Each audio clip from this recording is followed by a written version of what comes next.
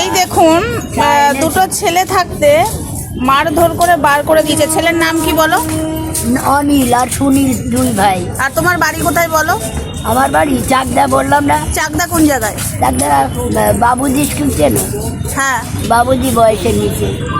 ঠিক আছে। সব ভালো, ছাদ ঢালাই, বাড়ি ঘর সব আছে। আর তোমার বাড়িতে ঠাঁই নেই? হ্যাঁ, তোমার বাড়িতে ঠাঁই নেই? তোমাকে মারধর করেছে? ওই মাদার আচ্ছা, ওরা আলাদা থাকে। তোমার দুটো ছেলের যদি ব্যবস্থা করি তুমি আমাকে আটকাবে না তো? না না, ওরা দেবে না, ওরা দেবে না? ঠিক আছে, গ্রামের লোক বলে না। ঠিক আছে। তো এই দেখো, তোমরা সবাই দেখতে পাচ্ছ দুটো ছেলে থাকতে মা ভিক্ষে করে খাচ্ছে, মারধর করে বার করে দিয়েছে। তো চাকদা বাড়ি। বন্ধুরা, এই সেই ভিডিওটা, হ্যাঁ আগের পার্টে দিয়েছে, এটাও আরেকটা পার্ট। ওনার ছেলের নাম বললো এবং ওনার ঠিকানা বললো, ওনার বাড়ি কোথায় সেটাও বললো। তো বন্ধুরা, আমি চাই যাতে কোনো মা বাবা রাস্তায় বসে ভিক্ষে না করে।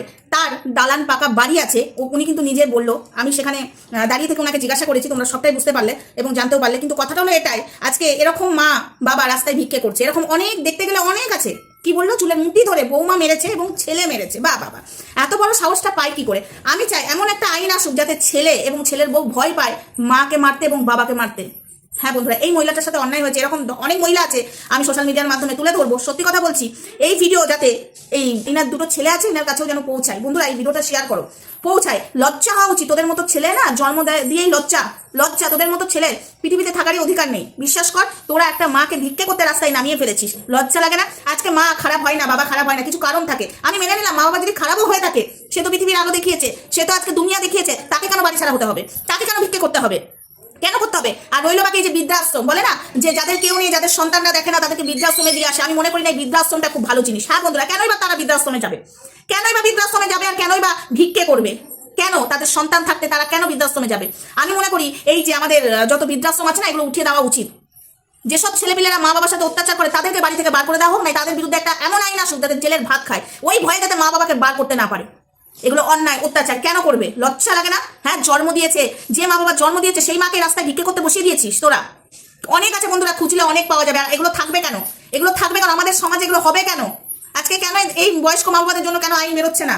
কেন অত্যাচারিত হচ্ছে? কেন ভিক্ষা করছে? কেন ভিক্ষা করতে হবে? আমার কথা হলো, কেন ভিক্ষা করতে হবে বন্ধুরা?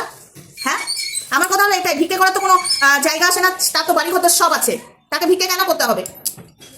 আজকে যারই বাড়ি যারই ঘর তাকেই বার করে দিতে, তাকেই বার করে দিচ্ছে। আর পরের বাড়ির বউ এসে আজকে সে রয়েছে, আমি বলছি না যে পরের বাড়ির বউয়ের সাথে অত্যাচার, হ্যাঁ পরের বাড়ির বউয়ের সাথেও অনেক শাশুড়িরা অত্যাচার করে।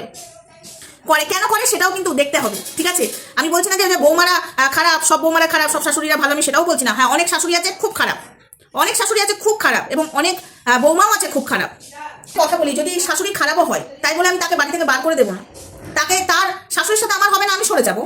আমি মনে করি এটাই। তাই বলে তারই ঘর তারই বাড়ি, তাকে বার করে রাস্তায় ভিক্ষে করবে, না হলে তাকে বৃদ্ধাশ্রমে পাঠিয়ে দিতে হবে, এটা আমি মনে করি না যে খুব ঠিক কথা, বা এটা সত্যি হওয়া দরকার না। আমার শাশুড়ি যদি খারাপ হয়, আমি সরে যাবো ভাই।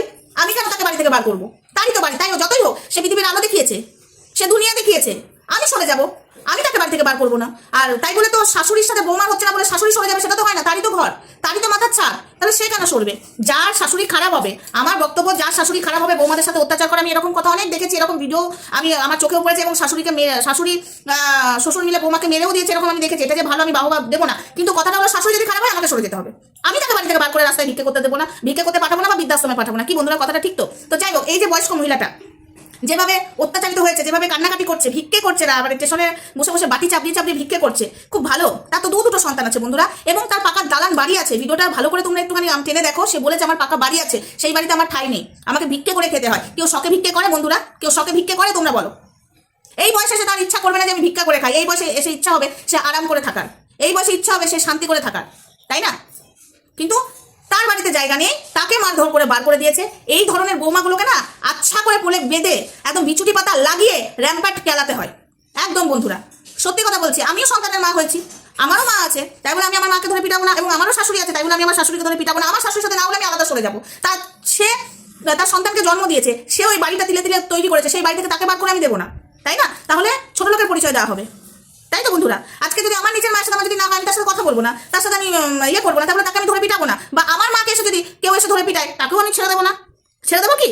দেবো না। তাই একটাই কথা বলছি, প্রত্যেকটা মানুষকে আমি একটাই কথা বলছি, মাদের উপর অত্যাচার করো না। মা আমি মানলাম, মারা এমনি খারাপ হয় না, আর যদি খারাপ হয়ে থাকে তার সাথে যদি না পোষায়, আলাদা হয়ে যাও। তাই বলে মাকে বাড়ি থেকে বার করে বাটি হাতে ভিক্ষে করতে বসিও না এবং মাকে বৃদ্ধাশ্রমে পাঠিয়ে দিও না।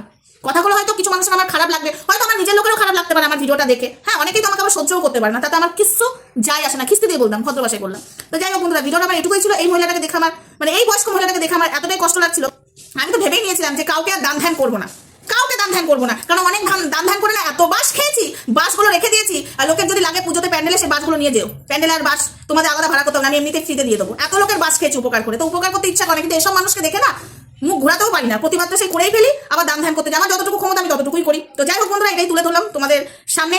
এমন আইন আসুক যাতে কোনো সন্তান এবং কোনো বৌমা তার বাড়ি থেকে তাকে বার না করে, যাতে নিজেরা বেরিয়ে যায়, নিজেরা বেরিয়ে যায়, নিজেদের মতো থাকুক। তাকে বয়স্ককালে ভিক্ষে করতে পাঠাবে, বয়স্ককালে তাকে খাটিয়ে খাওয়াবে, এগুলো যেন না করে। না হলে নিজেরা বেরিয়ে যায়, তাকে যদি খেতেই খেতে হয়, তাহলে এমন সন্তানের জন্ম দিয়ে কি লাভ? সন্তানকে সব লিখে দেবে, সন্তানকে সব কিছু দেবে, আর তাকেই খাটিয়ে খাওয়াবে, কোনো দরকার নেই। আবার সেই সন্তান জন্ম নিলেও কোনো লাভ নেই, মাকে যদি ভিক্ষেই করতে হয় আর মা বাবাকে যদি বৃদ্ধাশ্রমেই থাকতে হয়। কথাটা যদি ভুল বলে থাকি বন্ধুরা কমেন্টে এসে বলে যাবে। যতই হোক, তারা দুনিয়ার আলো দেখিয়েছে, তারা পথ চলতে শিখিয়েছে, তারা পৃথিবী দেখিয়েছে, আমি মনে করি। তাই তো বন্ধুরা, তো চলো, ভিডিওটা আমার এটুকুই ছিল।